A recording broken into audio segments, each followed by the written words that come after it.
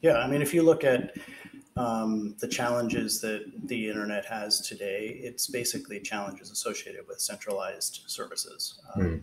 It might, and they might be slightly decentralized, right? It might be 3 providers or 5 providers, but those types of services, to your point, like you build up massive fortresses to protect them. Um, because they are vulnerable points, right, of capability. DNS falls into this category as an example, among other, types of constrained service provider environments.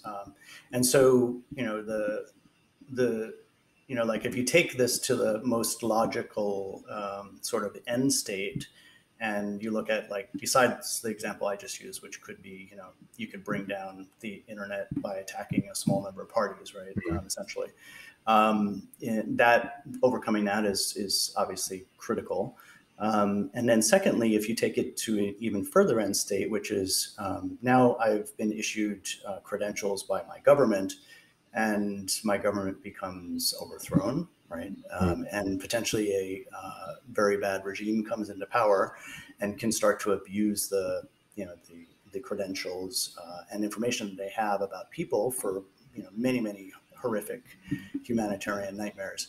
And so that's where these things sort of come together, right? This is obviously a scaled up technology, but it's also a scaled up humanitarian problem around the world. And so, I think obviously we're a long way from adoption, particularly on the second part of that. But I think with the tools are in place, and so it's I'm very bullish for the future.